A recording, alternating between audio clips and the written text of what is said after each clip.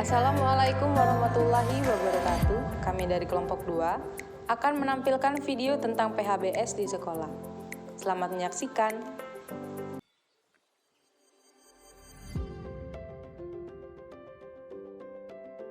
Apa itu PHBS di sekolah?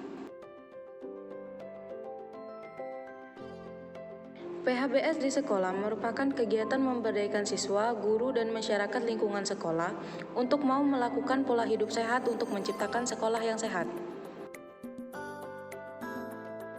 Tujuan PHBS di sekolah.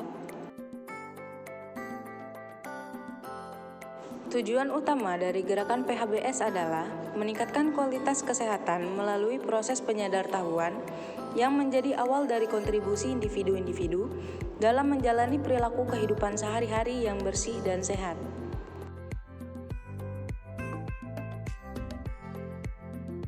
Manfaat PHBS.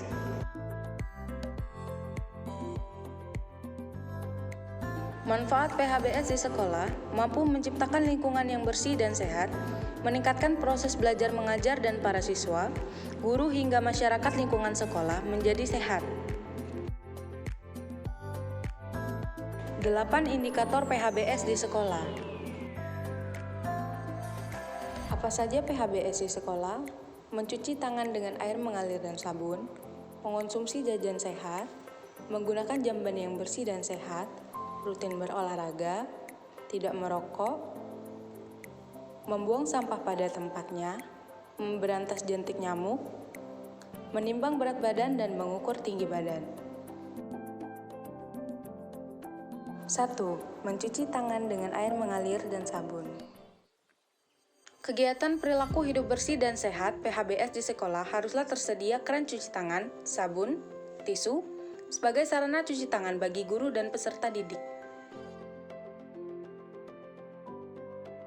Dengan adanya sarana mencuci tangan serta gencarnya penyuluh, pentingnya mencuci tangan akan membuat guru dan peserta didik terbiasa dan sadar akan pentingnya melakukan cuci tangan dengan air mengalir dan menggunakan sabun.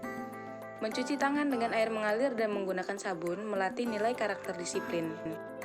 Kapan kita harus mencuci tangan? Sebelum dan sesudah makan, sesudah buang air kecil dan besar, sebelum dan sesudah beraktivitas, ketika tangan kotor. 6 langkah cuci tangan yang benar. 1. Basahi kedua telapak tangan dengan sabun dan air yang mengalir. Kemudian usap dan gosok kedua telapak tangan dengan lembut. 2. Usap dan gosok juga kedua punggung tangan secara bergantian. 3. Kemudian gosok sela-sela jari hingga bersih. 4. Bersihkan ujung jari secara bergantian dengan posisi saling mengunci. 5. Gosok dan putar kedua ibu jari secara bergantian. 6. Letakkan ujung jari ke telapak tangan, kemudian gosok perlahan, lalu bilas dengan air bersih.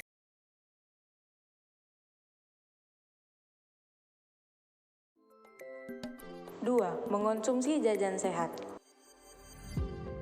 Alangkah baiknya jikalau para orang tua membuatkan bekal untuk anak sehingga anak tidak perlu jajan makanan yang tidak diketahui bahan dan proses pembuatannya.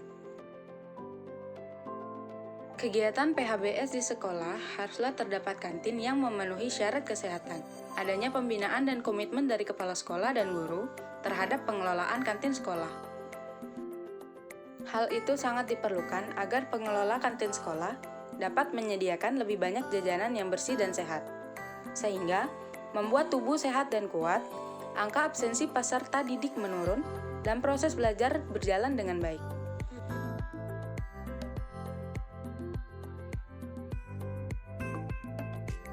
Makan makanan yang mengandung protein, sumber kecerdasan, kekebalan, dan pertumbuhan. Lemak, sumber kecerdasan dan kekebalan. Karbohidrat, sumber energi, kekuatan, tenaga. Vitamin mineral, sumber kesehatan, kebugaran, dan kekebalan. Jangan makan jajanan yang kotor, tidak tertutup, mengakibatkan sakit perut, demam, diare, muntaber, tipes, kolera, disentri. Warna indah menyolok, mengakibatkan kerusakan hati, paru, otak, usus, lambung, ginjal. Kental awet menyolok, mengakibatkan kerusakan hati, paru, otak, usus, lambung, darah, ginjal. Terlalu gurih, manis, berisiko terkena penyakit tidak menular. Jangan jajan makanan dengan warna mencolok seperti gulali, jas jus, es serut, makaroni, mie, dan lain-lain. Jangan makan makanan yang mengandung pewarna makanan, boraks, formalin, zat pengawet. 3. Menggunakan jamban yang bersih dan sehat. Sekolah diharapkan menyediakan jamban yang memenuhi syarat kesehatan dalam jumlah yang cukup untuk seluruh peserta didik serta terpisah antara peserta didik laki-laki dan perempuan. Dengan menjaga kebersihan jamban merupakan bagian dari nilai karakter hidup sehat. Syarat jamban sehat. 1. Tidak mencemari sumber air minum. Letak lubang penampung berjarak 10-15 meter dari sumber air minum. 2. Tidak berbau dan tinja tidak dapat dijamah oleh serangga maupun tikus. 3. Cukup luas dan landai atau miring ke arah lubang jongkok sehingga tidak mencemari tanah di sekitarnya. 4. Mudah dibersihkan dan aman penggunaannya. 5. Dilengkapi dinding atau atap pelindung, dinding kedap air dan berwarna. 6. Cukup penerangan. 7. Lantai kedap air. 8. Ventilasi cukup baik. 9. Tersedia air dan alat pembersih. Cara memelihara jamban sehat. 1. Lantai jamban hendaknya selalu bersih dan tidak ada genangan air. 2. Bersihkan jamban secara teratur, sehingga ruang jamban selalu dalam keadaan bersih. 3. Dalam jamban tidak ada kotoran yang terlihat. 4. Tidak ada serangga, kecoa, dan lalat, serta tikus yang berkeliaran. 5. Tersedia alat pembersih sabun sikat dan air bersih. 6. Bila ada kerusakan, segera diperbaiki. 4. Rutin berolahraga. Peserta didik, guru, dan masyarakat sekolah lainnya melakukan olahraga atau aktivitas fisik secara teratur minimal 3 kali seminggu selang sehari. Olahraga dapat dilakukan di halaman secara bersama-sama dan juga di ruangan kerja bagi guru atau karyawan sekolah, berupa senam ringan di kala istirahat sejenak dari kesibukan kerja. Sekolah diharapkan membuat jadwal teratur untuk berolahraga bersama serta menyediakan alat atau sarana untuk berolahraga.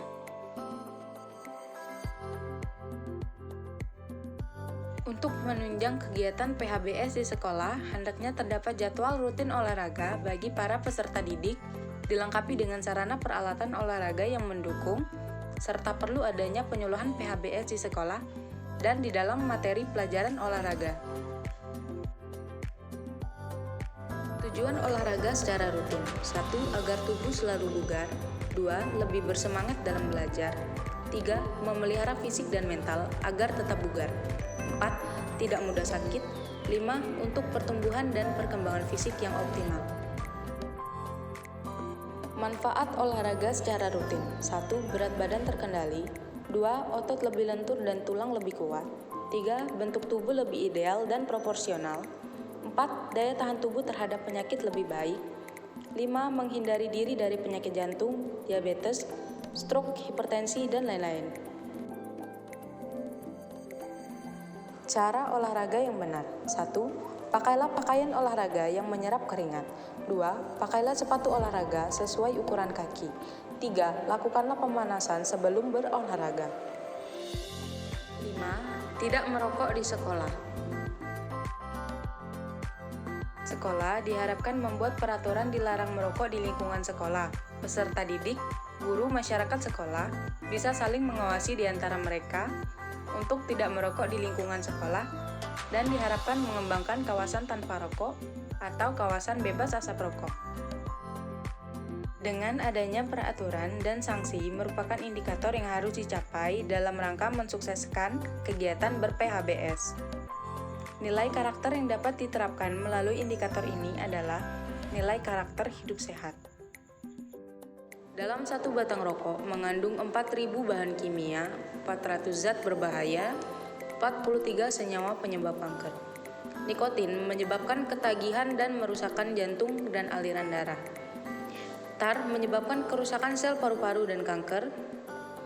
Karbon dioksida menyebabkan berkurangnya kemampuan darah membawa oksigen sehingga tubuh akan mati. Bahaya merokok menyebabkan kanker paru-paru, kanker mulut, penyakit jantung, kerusakan gigi, dan batuk kronis. Bagaimana supaya kita terhindar dari merokok? A. Jangan pernah mencoba untuk merokok. B. Jangan mau terbujuk oleh rayuan untuk merokok. C. Berani bilang tidak kalau ada yang menawari kita merokok. D. Katakan tidak mau kalau ada yang mengajak merokok. E. Tegur kalau ada yang merokok di sekolah. F. Katakan tidak boleh kepada penjual rokok di sekitar sekolah. G. Pilih dan bergaullah dengan teman yang tidak merokok. 6. Membuang sampah pada tempatnya. Peserta didik, guru, masyarakat sekolah membuang sampah ke tempat sampah yang tersedia. Sekolah sebaiknya menyediakan tempat sampah yang terpilah antara sampah organik, anorganik, dan sampah bahan berbahaya. Sebaiknya sekolah menyediakan tempat sampah di setiap kelas, kantor, kantin, dan halaman sekolah, sehingga siswa maupun guru dan warga sekolah tidak membuang sampah sembarangan dan sesuai dengan pilah sampah yang disediakan sekolah. Sampah, selain kotor dan tidak sedap dipandang, juga mengandung berbagai kuman penyakit. Membiasakan membuang sampah pada tempat sampah yang tersedia akan membantu peserta didik, guru, masyarakat sekolah terhindar dari berbagai kuman penyakit. Jenis-jenis sampah. A. Sampah anorganik atau kering, yaitu sampah yang tidak bisa mengalami pembusukan secara alami. Contoh, logam, besi, kaleng, kertas, plastik, karet, atau botol. B. Sampah organik atau basah yang dapat mengalami pembusukan secara alami. Contoh, daun, sampah dapur, sampah restoran, sisa sayuran, rempah-rempah atau sisa buah. C.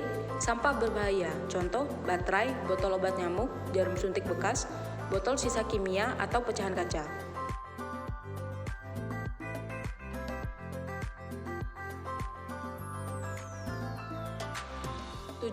Memberantas jentik nyamuk. Upaya untuk memberantas jentik di lingkungan sekolah yang dibuktikan dengan tidak ditemukan jentik nyamuk pada 1.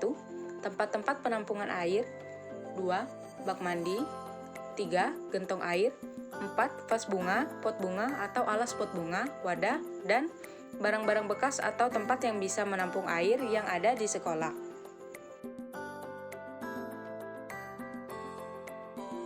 Memberantas jentik di lingkungan sekolah dilakukan dengan pemberantasan sarang nyamuk atau PSN melalui kegiatan 3M. Cara memberantas jentik dengan melakukan cara 3M. Menguras bak mandi dan tempat penampungan air, menutup tempat penampungan air, mengubur barang-barang bekas yang dapat menampung air. Sekolah diharapkan dapat membuat peraturan untuk melaksanakan PSN minimal 1 minggu sekali.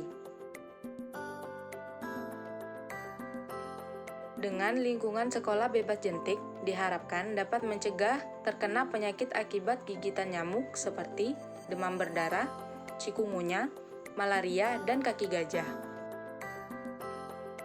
8. Menimbang berat badan dan mengukur tinggi badan. Peserta didik ditimbang berat badan dan diukur tinggi badan setiap 6 bulan agar diketahui tingkat pertumbuhannya.